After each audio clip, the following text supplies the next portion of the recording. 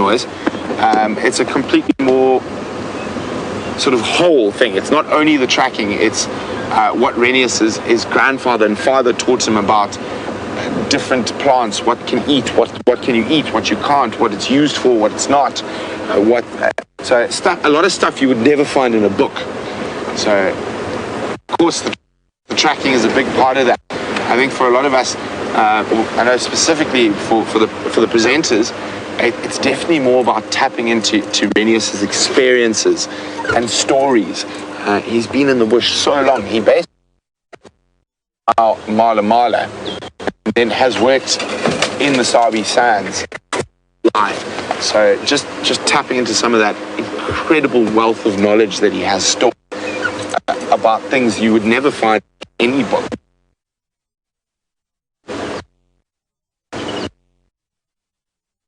It's nice to do the learning.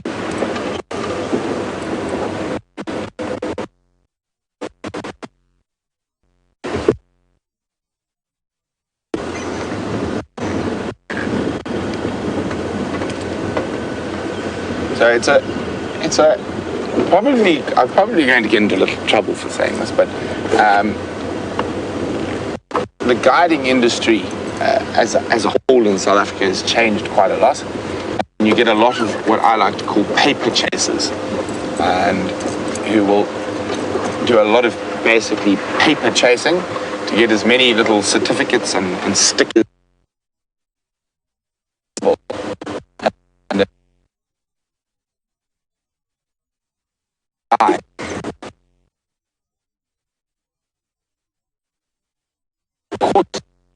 Etc.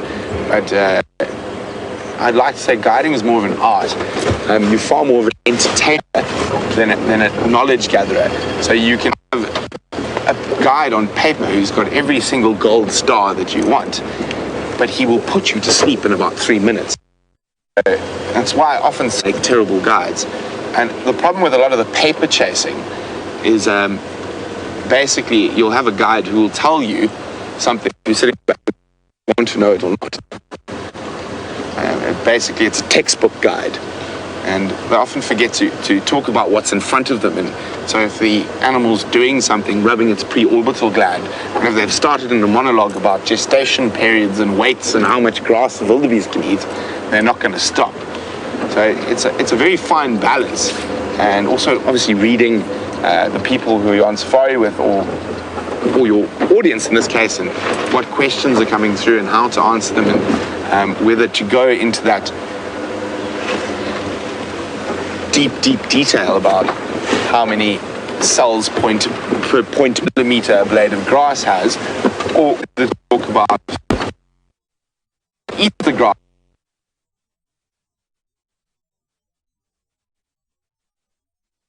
Changing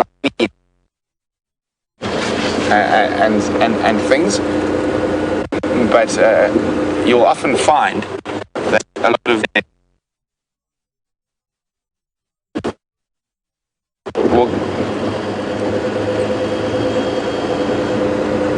sorry guys, seems like we got a gremlin. Let me get up to the top of the hill.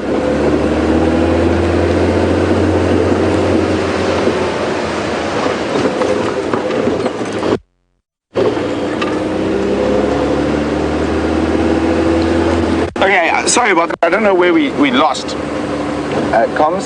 So a lot of the top lodges in the country will take on a student guide or a junior guide who's possibly done a year at one of these training institutions outside. And basically, I know from my time in those lodges, we basically say, okay, everything you've learned in the last year, forget.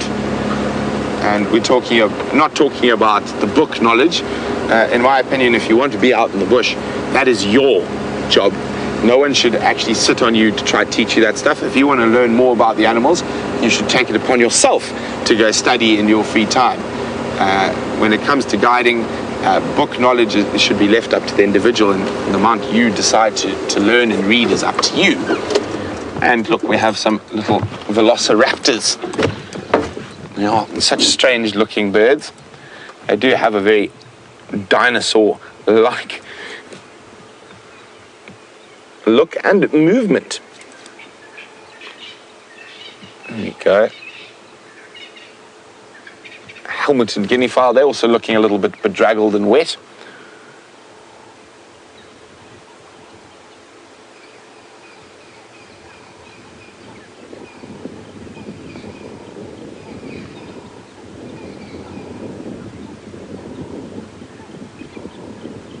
Oh, and off they disappear behind the bushes. Little helmeted guinea fowl.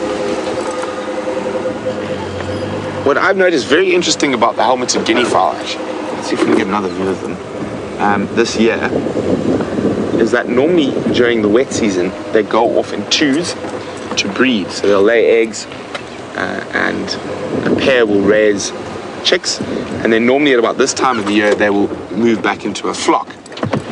Although this year we haven't really seen that. And it could be because of the lack of food around. Now they're getting nervous and running away. But it could be because of the lack of food around. And maybe the females didn't have enough calcium or whatnot to be able to produce eggs. So I actually haven't seen any guinea fowls move off in pairs and breed this year. And they've stayed in a flock throughout. So very interesting. And I think it might be a little bit too late for them to start breeding now. I think they've missed the season, so to speak.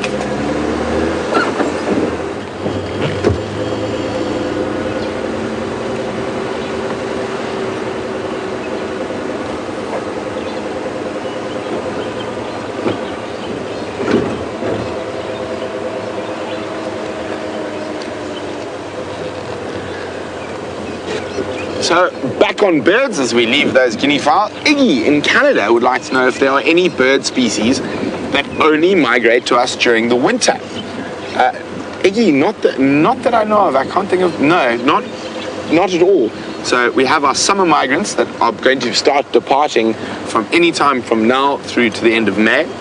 But we don't have any winter migrants. So only the resident bird species will be around for the winter months. So I think, Dave, should we go look for some flowers? Let's go look for some flowers.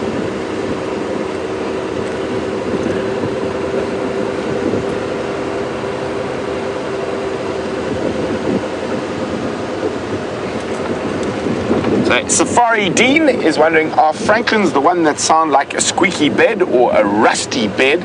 I think it sounds like a rusty bed spring. It does need a little bit of imagination. Fortunately, I've got quite a lot. But it is a particular Franklin species called a Koki Franklin. There we go.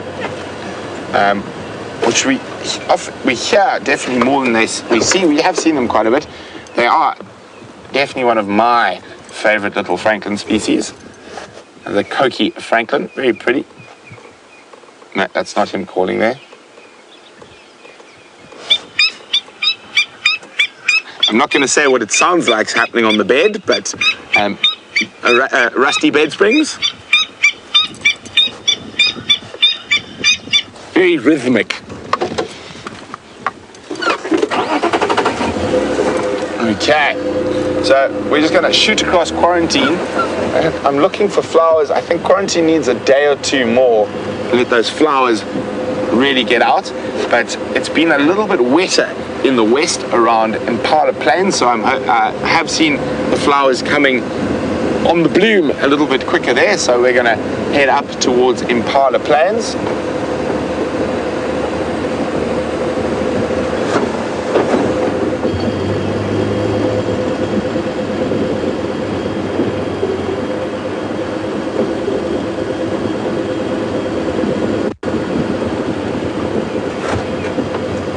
Morning mass in the City of Angels, Los Angeles. Actually one of my favorite US cities that I've visited. And Matt would like to know, now that we're coming into sort of fall or autumn, is the breeding season for the birds over? It is, Matt. It's pretty much done. Most of the birds have bred. Quite a few birds didn't breed this year, I've noticed. In particular, we're just chatting about the guinea fowls. And the Franklin bred quite early, so they're all fine. But we haven't seen many weavers breeding this year. I think they've probably just found elsewhere to breed where there's a bit more, where there's been a bit more rain. So probably to the west and south of us. But I would say, yes, the breeding season for the Tweeties is over. Let's see if, Dave, did you see it? It's popping around. Just, there we go. Beautiful little bird, a blue waxbill. Now, if you have an old African bird book, you will notice there's quite a lot of different names that are used. So a couple of years ago, it was decided that they were going to revert back to the original name the bird was first called by. And the reason for this is that a lot of birds were called one thing in southern Africa and something else in East Africa and then again something else in West Africa. So they decided to revert to the first name it was ever described as. And of course, there's always competition between the Southern African safari people and the East African, and the same with the ornithologists, whose name was better, etc. So they agreed this was the most fair way to do it, and this is how we're going to do it, and we're going to name everything on the first name it was ever described by. Now, East Africa agreed, and Southern Africa agreed, and they all agreed to everything till it came to the little waxbills. And I'm just going to try see if I can find them here for you quickly. So, as I said, everyone agreed till it got to the waxbills, and then East Africa and Southern Africa had a little ornithological bun fight over what to call something. And here we go. It is still an ongoing fight, which I think us Southern Africans, being far more sensible than the East Africans, just decided, well, let them have their cake. Shame. They're not as good as us in most things, so we'll just let them have it. And here we go. It is the blue waxbill. So for some reason in East Africa, they call them cordon bleus. So you can see here, blue waxbill, inverted commas, southern cordon bleu. Why it is called a cordon bleu, I have absolutely no idea. But there we go, the cordon bleu.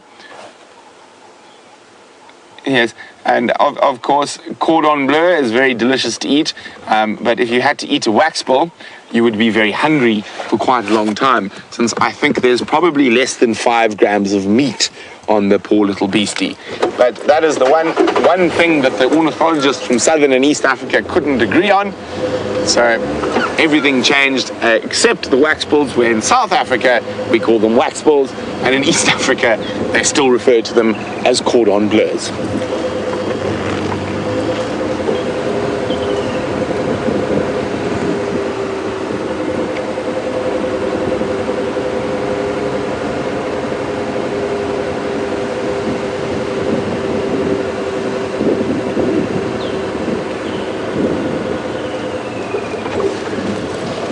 So we did see a very bedraggled looking Wahlberg's eagle this morning, and Micah in Delta is wondering, is the pale morph Wahlberg's and the white-chested or pale-chested Wahlberg's just breasted, white-breasted Wahlberg's just a different name for the same thing? So Wahlberg's eagles have quite a few different color morphs, but I'm pretty sure that is referring to the same thing. I've never actually heard of it referred to as a white-breasted eagle before. Let me just have a look.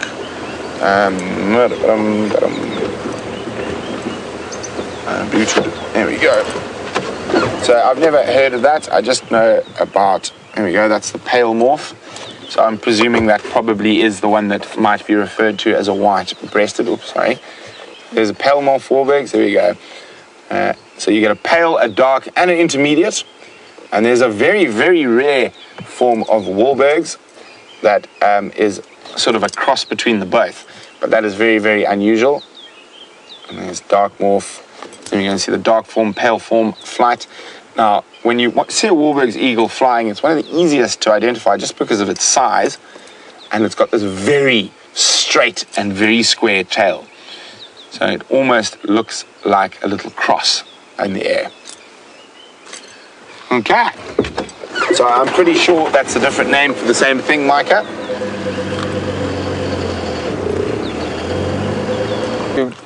You terrible thing.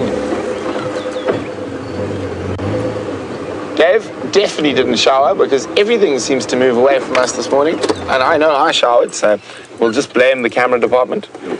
There we go, guilty. There we go, male impala, all off on his own.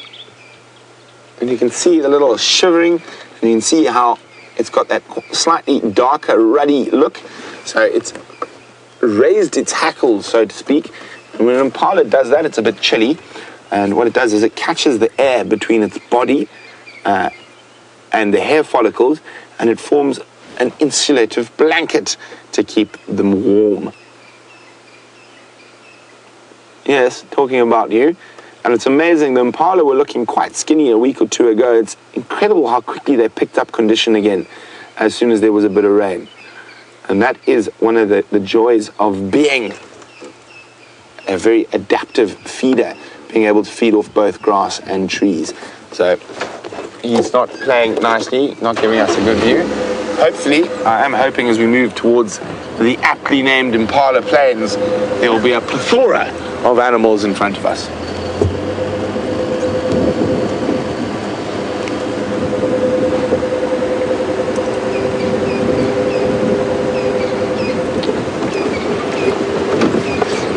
So James Richard is wondering if we had any more signs of the baboons we saw recently.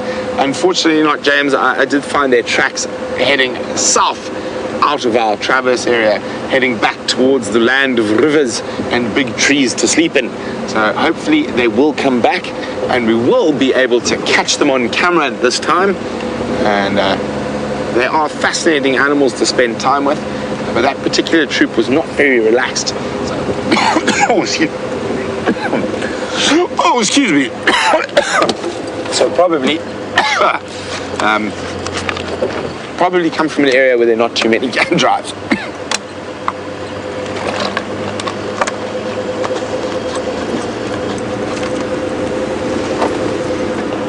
Haha. Much better. So we're going to meander, have a look at some flowers, and then let's let you decide. So we should go check the Impala Plains area. We should check the hyena den first. I'm at the road junction here. Should we go to the hyena den and then flowers, or flowers then hyena den? And while you guys decide, I'm going to go find something. Oh, there we go. Oh, I forgot I'm attached to things.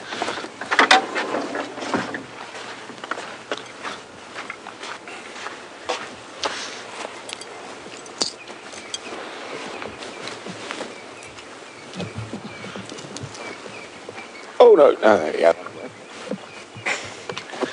So,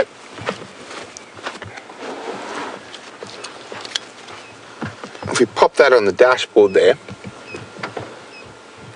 and Dave can show you nicely, that is a Terminalia gall, and this is actually caused by an ant. And, oh wait, there we go. We can see all the little holes in that there, so the ants get very clever. And if we have a look back at the tree there, please, Dave, you can see there's quite a few of them on there. So what happens is the ants will bite and actually bite the tree, causing it to release a growth hormone called globulin, which is a really aptly named because it causes the tree to pump a lot of nutrients into that specific area. And then these Terminalia gall ants, as they're called, will lay their eggs, and it gives them a really nice, safe place for their babies to develop and come out. So there's also wasp species that do it, and one of their favorite trees to do it too is the silver cluster leaf or Terminalia. So it seems like hyena den is the core. I personally would have gone for flowers.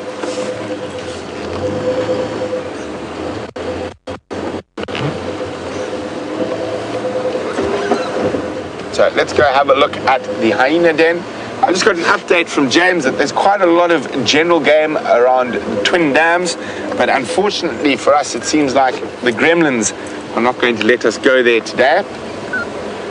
We did pass through that area earlier, but unfortunately we had zero signal there.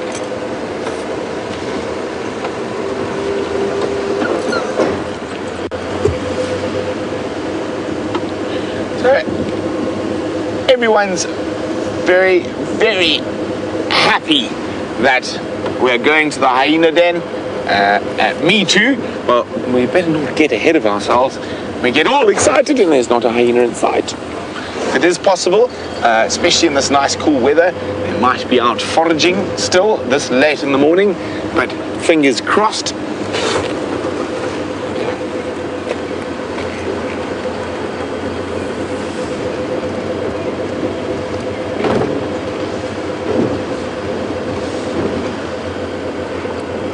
Aha! Safari Dean would like to know from Dave whether that was an impala or a lion. Dave? Lion. Yeah, lion. Lion. It was a lion, there you go. So, don't worry guys, we've already seen a lion this morning. We're not going to look for any more. Dave has told us he has seen a lion / impala. Watch heads. There we go. A very nice temperature at the moment. I'm guessing, what do you reckon, Dave? 23, 24? Very comfortable temperature. The drizzle has stopped. It has abated. Thankfully, it rained a little bit before we started the live drive, so we haven't had to bail on you due to the possible equipment damage, although I think it got into the radio somehow over the last little while. I think we're going to have to get the camera department, VM in particular is the most technical. I think we should need to give him a hairdryer and let him dry everything. We have done that before, believe it or not, but maybe it might be time to borrow Geraldine's hairdryer again. Oh, no, whose hairdryer did we borrow last time? I can't remember. But to dry the equipment. It was Kirsten's hairdryer we borrowed.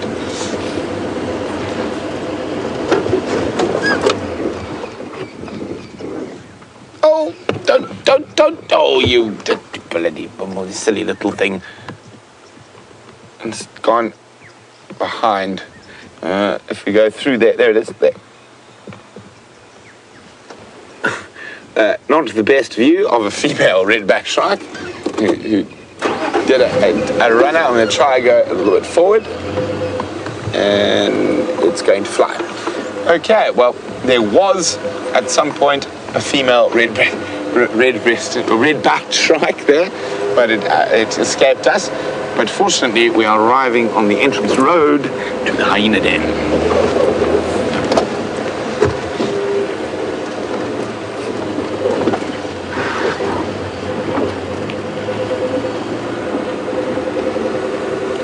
Okay, so fingers crossed that they're not all out and about. And can you see any hyenas, Dave? I can't. I've got a sneaking suspicion that they're away.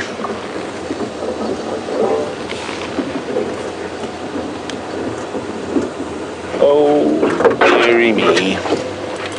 Hopefully they're just lying around the other side.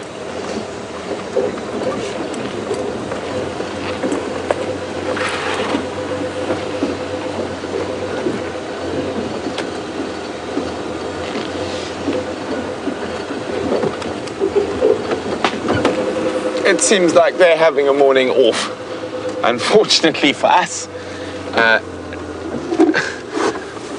So, flowers it is.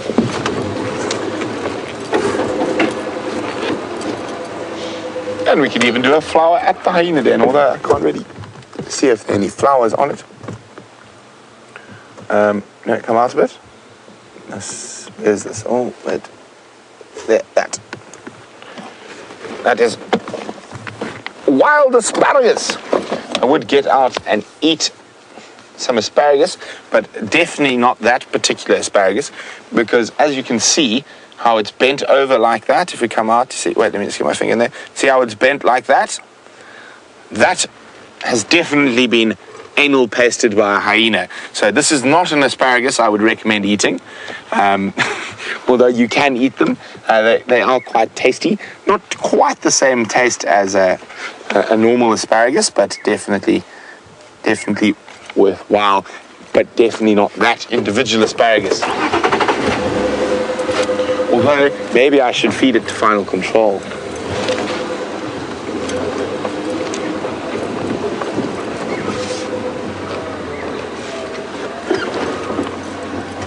Oh, are we going to make it? We're going to make it. So, unfortunately, the only thing at the hyena den was a wild asparagus that had been anal pasted. So we will not be eating that. I will try find something for us to eat. I'm a bit peckish. I don't know about you, Dave. Oh, yeah. Let's go find some bush food and some flowers. So,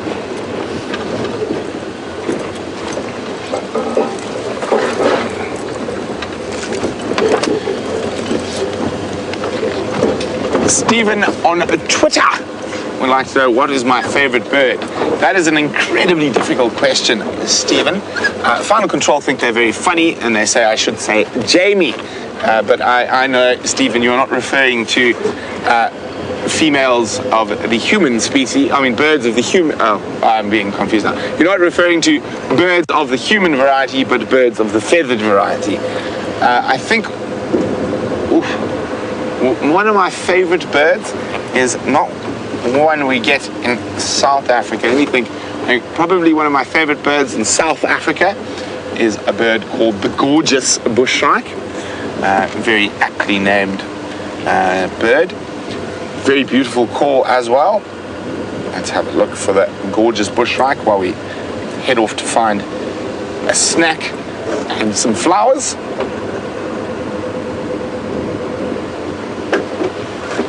There we go. That is the gorgeous bushshrike. Very beautiful bird. And it's also got a lovely call.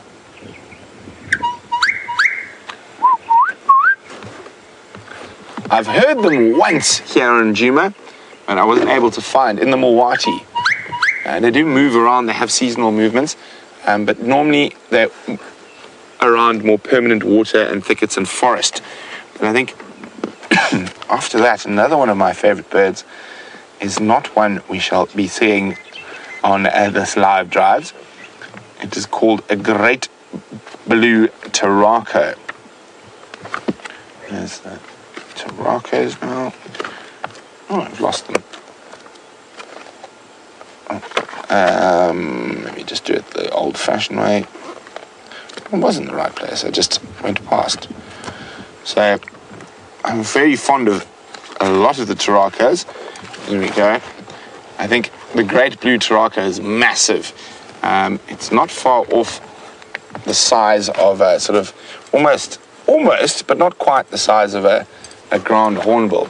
And when I was living in the rainforest, their call used to, oopsie, my finger's over it, extend through the forest like nothing else. And they used to move around quite a bit, so sometimes we didn't hear them at all. And I do have a sound recording for you guys of the great blue Tarraco.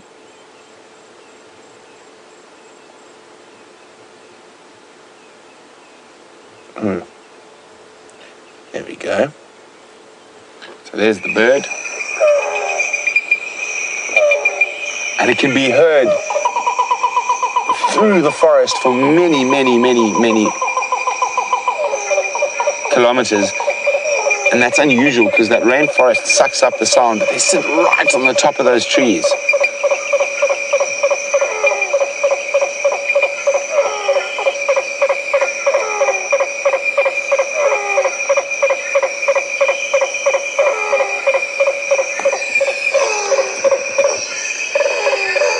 So really, definitely, I think one of my favorites, just because of the memories it brings back from being in the rainforest, and I lived in some what a lot of people would probably consider trying I was going to say squalor, but it wasn't quite squalor, but it wasn't far off. But one of the tough things about living in an environment like the rainforest, especially being the first people into the area like we were, is of course your logistic lines aren't set up properly. Don't have proper accommodation yet. We're staying in little tents or in hammocks. While I was exploring the southern regions of the concession that the area I was consulting in, we had to travel very light because we had to walk about 14 kilometers from our main camp to our beach camp, and then from there another 9 kilometers. So and we were staying down there for quite a while, so all our food we had to carry. Water we used to get out of the forest, but when you're right on the coast, it gets very saline, so you had to find the right spots to get water that wasn't salty. It was quite an experience. And while we were way down in the south, I mean, all we pretty much ate were 2-minute noodles because they were nice and light, with the occasional tin of tuna. And I can show you, let me see here, how I lived when we were down there. And the picture makes it looks really wonderful and romantic, but there we go. That is my, can you see it, Dave, or is it okay? Just bump it up a little bit. The screen? Yeah, my iris, that's cool. So I mustn't, yeah. You got it? Yes. So there we go. That is my hammock. Yeah, you're looking.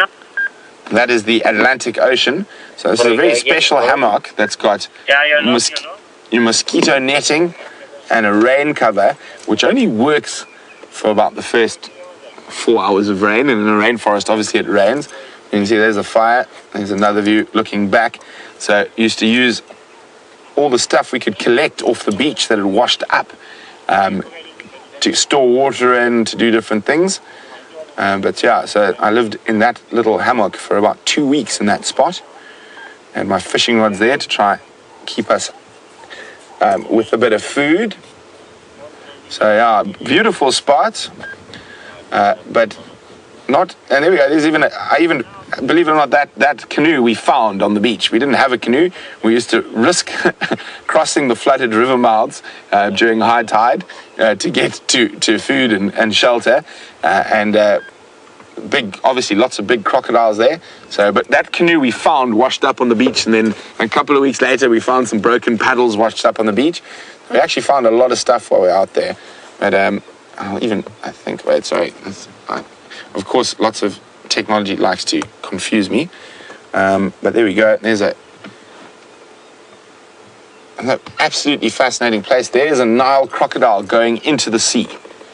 So the crocodiles and hippos there utilize the ocean to move between the different lagoons. So crossing those lagoon mouths was quite a scary thing, because quite often it was, even on me, was up to sort of my waist. Fortunately, the crocodiles don't feed too much in the current when it's like that. But the other problem is that not only are they crocodiles, they're bull sharks. So a very, very interesting place. There's a nice example of a lagoon that's closed off to the sea. So depending on the local rainfall and stuff, those lagoons would close off completely for a couple of months. And it wasn't that often to see that big, oh, there we go, some buffalo, but that nice blue sky. I've been very, very fortunate in all the different places in Africa I've been able to travel. And I know a while ago on Instagram I did a whole series of Gabon photographs. So what I think I'll do is, today Monday? No, it's Tuesday. I missed Monday. Okay. Well, we'll have to start a day late. But from this afternoon, I think I'll do a series from Tanzania next. And not from the Serengeti that everyone knows well, from some of the very little-known parts of southern Selous Game Reserve. So south of Tanzania, and especially southern Selous, a place where very few people have been lucky enough to go and explore. And I was lucky enough to spend a couple of years running about 300,000 acres down in that area.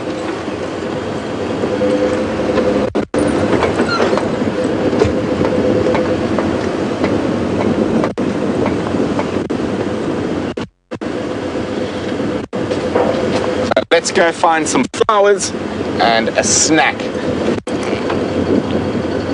See, unfortunately, I know exactly where there's something nice to eat, but I don't like licorice. But I think Dave likes licorice, so we'll go find him some aniseed.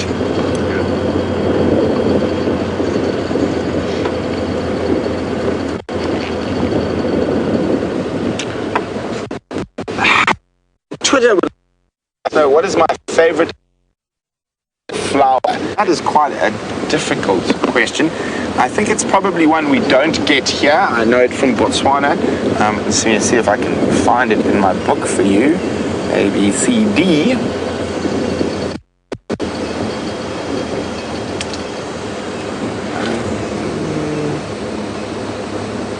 Oh no, I don't know in this book, but it's called a devil's claw. I thought it was in this book.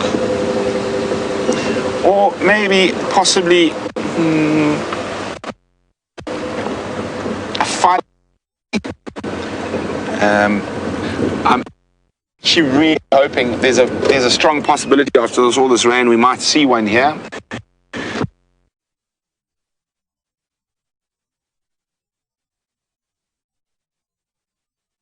Absolutely beautiful.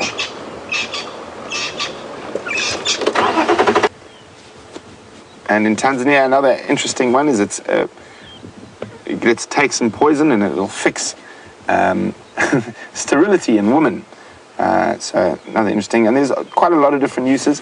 One of the more interesting one is in cattle. It's used as a veterinary thing. So the slimy juice of the bulb is applied to the groin and vagina of a cow to induce labor, so to make sure if the cow's having a difficult birth, it is said to help that labor coming through a bit quicker. And also powdered versions of the crushed bulb is added to cow's drinking water to increase milk yield.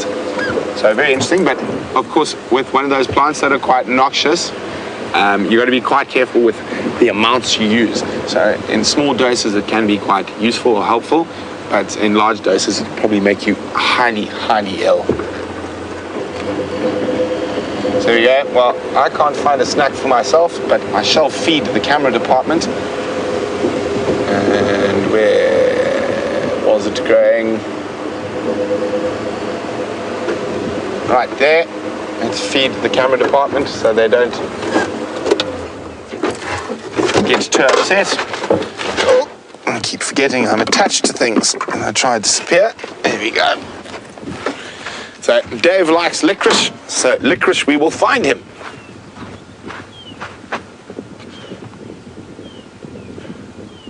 I'm sure there was licorice around here somewhere.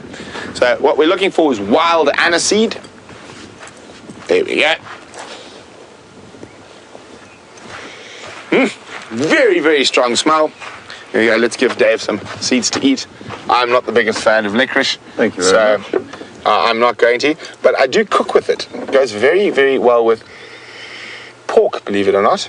Wild aniseed used if you're roasting any pork. Just pop some leaves on it, put it in the oven. Delicious. But I'm looking for a phlegia. I have a sweet tooth. Dave, what do you think? Very, very much like licorice. Yes, it tastes very much like licorice. Good stuff. Yes. But I think I'm feeling a sweet tooth today, so I'm going to be in search of bird's brandy, or hopefully a fruiting Vigia, although I do remember I saw a fruiting worry bush, and that's a nice little sweet treat if it's ripe. It wasn't quite ripe the last time I was here, but I did chew on a few berries nonetheless. And it should be. Where was that fruiting worry?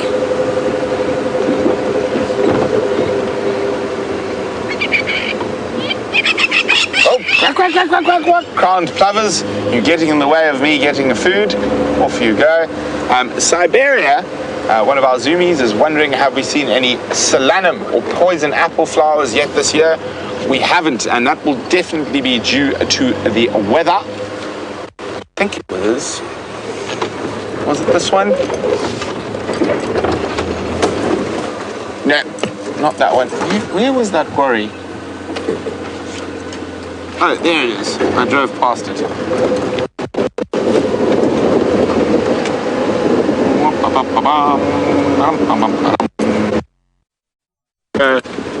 Unfortunately, generally the birds and other creatures get to these before me, but not this time. So there we go. And there's a ripe one. Oh, there's another one for Dave. There we go, Dave. So these actually look a little bit more ripe. Ooh, if the bugs got there first. No extra protein. There we go. Thank you.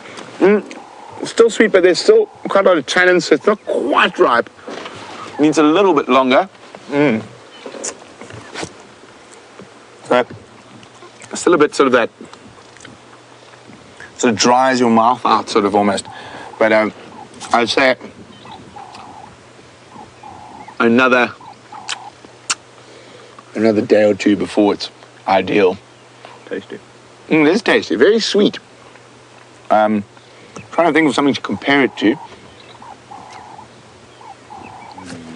Blackberries? Maybe a little bit like blackberries.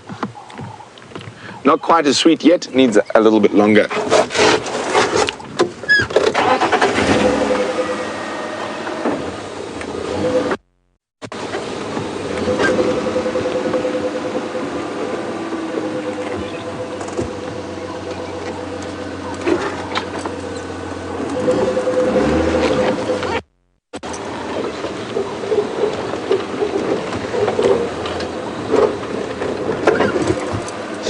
Very good morning to Maggie in Western Australia.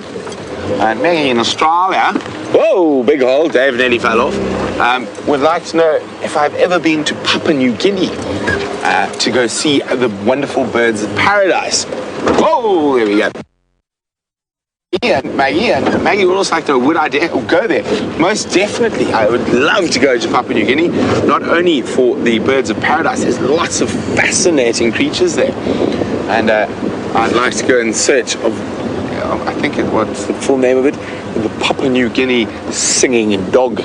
So there's a wild dog species that is more than likely completely extinct in the wild, and it's only kept in captivity in the US. I think it's got the most of them, called the Papua New Guinea singing dog. And like quite a lot of the certain, well, it's not a lot, but certain dog species, they don't bark, they howl, but they sing to each other. Apparently there's quite a sound. I watched a documentary when people went searching for the Papua New Guinea singing dog. I would love to go to Papua New Guinea, Maggie. It would be absolutely wonderful. That's the one problem, there's so many places to go.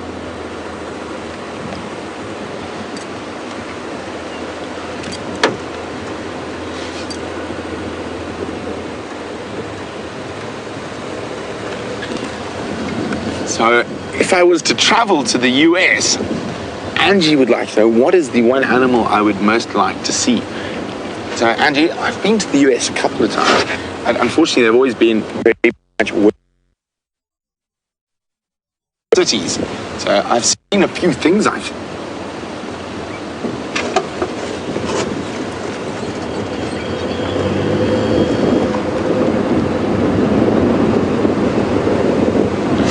Sorry about that. The gremlins still seem to be sneaking about. Angie asked if I went to the US, what is the one animal I'd like to see? And I was just saying, I've been to the US a couple of times. I don't know if I could say one animal. I definitely think high on the list would be obviously the apex predators. All of them, grizzly bear and the polar bear up north in Alaska. I've seen the black bear. I saw a black bear. I've forgotten what the name of the island was, but if you take the ferry from Seattle heading east to I can't remember the name of the place, but there I saw a black bear, and just outside Los Angeles, I saw turkey vultures. Those were really cool. And I saw Canada goose in Seattle. But I think, yeah, definitely the grizzly, polar bear, wolves, moose. I saw white-tailed deer. I saw coyote. Oh, big bird. Big bird being bombed bird. Can hear all the dwarf mongoose alarm calling.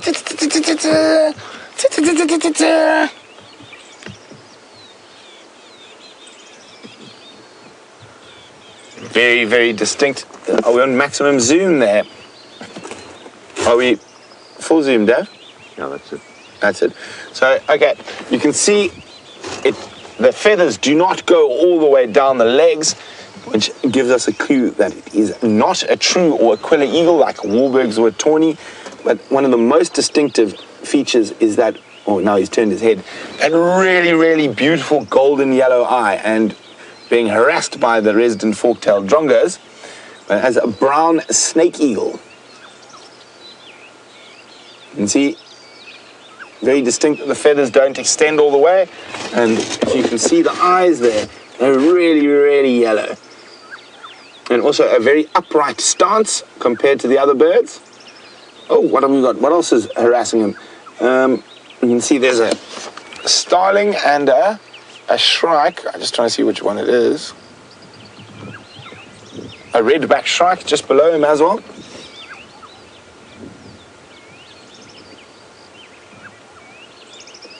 And you can hear those. Is that a red-backed shrike? Looks a bit big. Sorry guys, I'm just trying to figure out what the bird is directly below, if you can see there. Initially I thought it was a red-backed shrike. Now I think it might be something else. What do you think, Dave?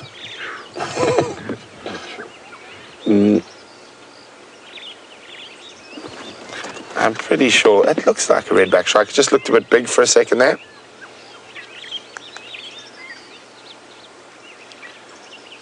The only other, of course, we get quite a few shrike species here, but at this time of the year, lesser grey is one. Red-backed. Who? 18. Yeah, I'm pretty sure it is a red-backed.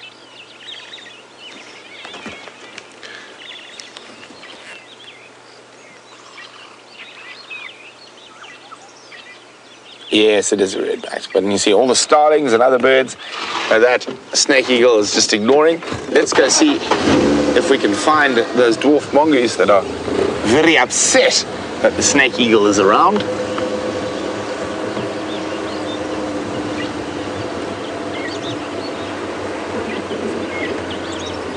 We're probably just going to see the little heads popping out of somewhere safe.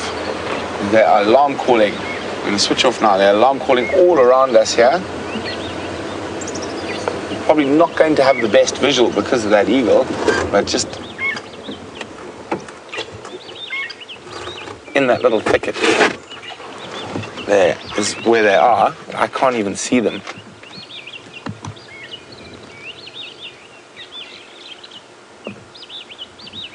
Of course, as soon as they see a large bird of prey, they will dash for any form of cover, try to get out of the open. There we go. You hear that alarm calls. Shame though, guys.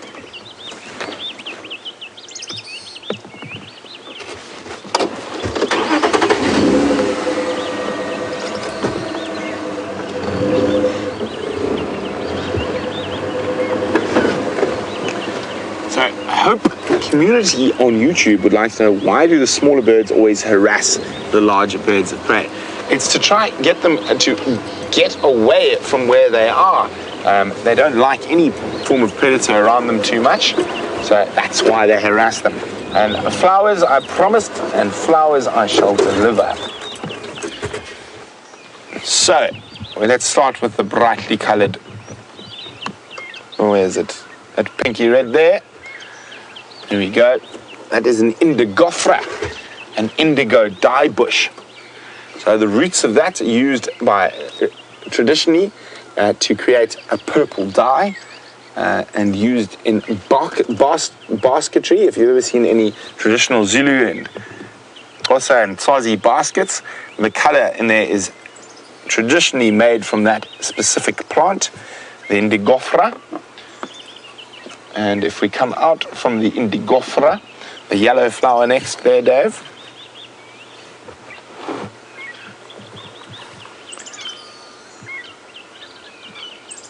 So you see there, that is the Justicia flower, or yellow Justicia. Very pretty little flower. And one of the communities that borders the Sabi Sands is actually named after the Justicia flower, but more named after the Veld Justicia. And then we have one more flower, Dave. Yes, did you not see it? Tisk. So if we go from the yellow flower, we'll just go into the yellow, and then come this way. Let me just have a look where you're looking. There we go. Go in there, right there. That is a beautiful little thing called an Oldenlandia. That is also a heliotrope. So it also follows the sun. Those flowers will move around during the day. There we go. So a lot of these flowers, not all of them have different uses and medicinal uses. So the Justicia flowers, which we were talking about a little bit earlier, the yellow ones, they are host to blue butterflies, and those are some of the hardest butterflies to identify. And they are tiny little ones. There we go, there's a little blue butterfly. And a lot of butterfly species will lay their eggs on a very specific plant. So they'll have one type of plant that's their larval food plant. So very interesting that it has evolved to be so specialized. And you can just hear how upset everything is with that brown snake eagle. The dwarf mongoose we can't see hidden there. There's a squirrel alarming as well. So too much racket around here. Let's move on.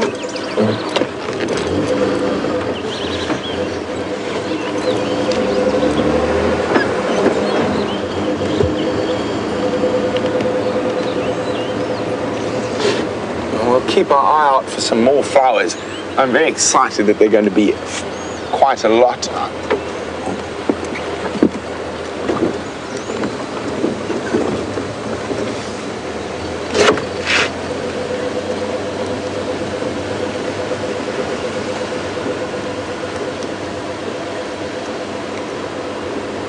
Oh dear. Dave, do you remember what channel are you on? Channel 2. Channel 2. I think I bumped the thing when I picked up the radio to get signal there. And we hear final control again. Sorry, that was my fault. As I moved the radio, I think I just changed the channel dial.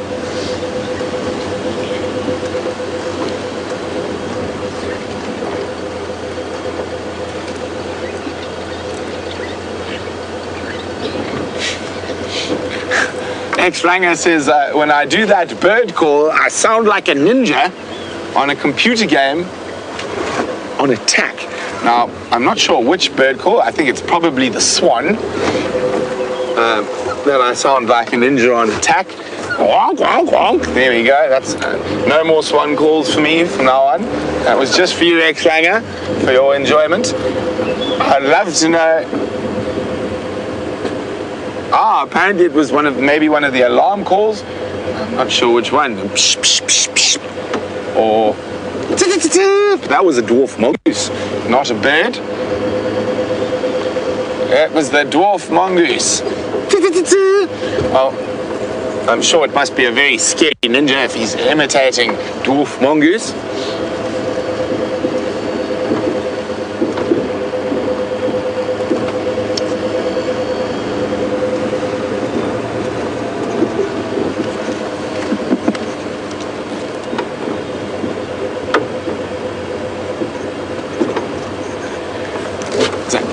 to Karen and Christy in the US. They said, very happy I mentioned the grizzly bear, but what about the mountain lion? Well, I think a mountain lion is sort of like a leopard to a degree, so I would obviously love to see it, but I think higher up on my list would be wolves and bears before the mountain lion. Also a bobcat, also be really high up there, and a moose. It's just such a funny looking animal, and apparently so incredibly massive. But I think I'd like to see all the animals, even a prairie dog. No, it's definitely not a dog, but a little rodent.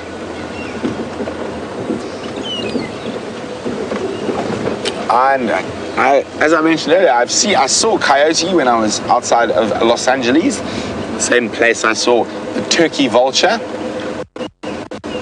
Oh, one of my definitely, there we go.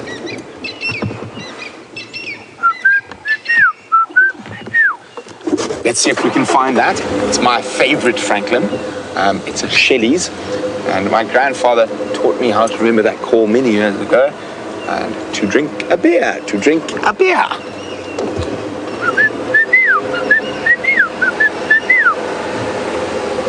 So one of the harder Franklin species to see.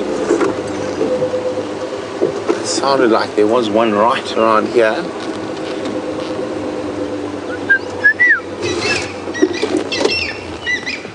Where are you calling from? There, I've spotted you.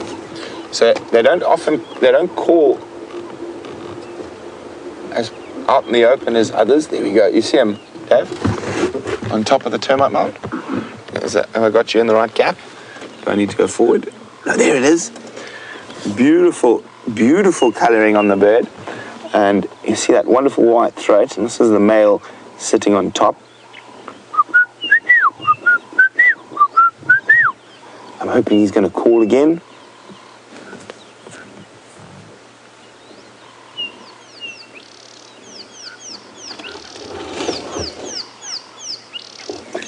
There is a way to make him call. It is a little naughty, but maybe we should do it.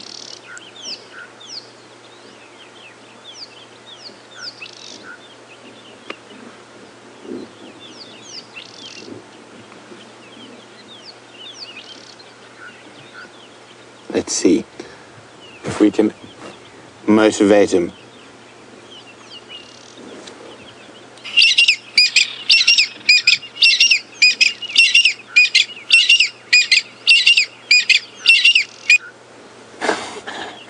So, there we go. So, there we go.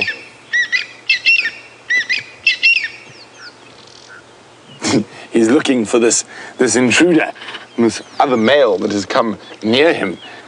And there you're going to see that wonderful white throat, such exquisite markings on this bird.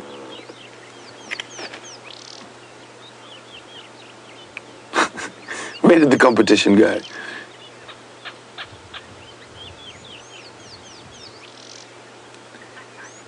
Well, we'll leave him to rule his roost.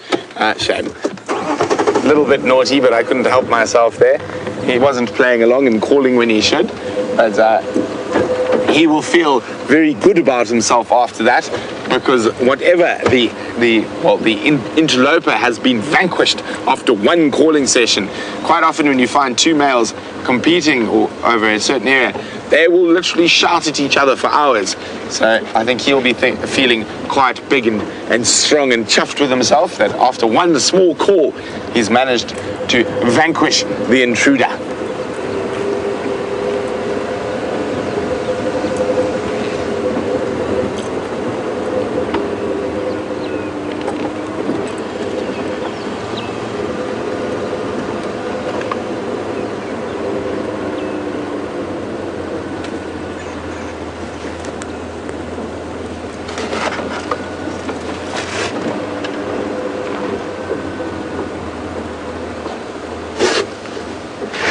Mark on YouTube is wondering whether the miracle berry grows here. Mark, I'm afraid I have no idea what the miracle berry is. So It might not. I'm afraid. I don't know. Could you give me a little bit more information on the miracle berry, maybe? I haven't heard of it before.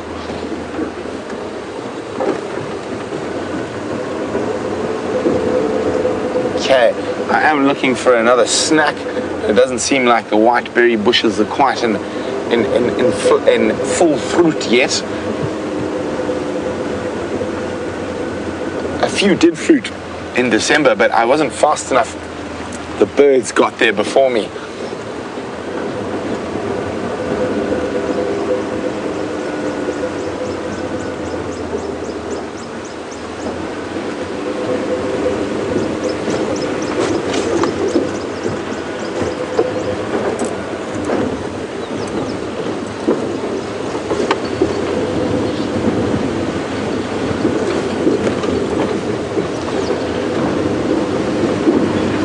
So, as we draw to the end of a wet sunrise safari, unfortunately, the lions invaded us and obviously passed through our traverse area while we were still in bed, and we could hear them calling, but unfortunately, they went through. It's possible they might come through on the sunset safari, and hopefully we have back up to 2 vehicles.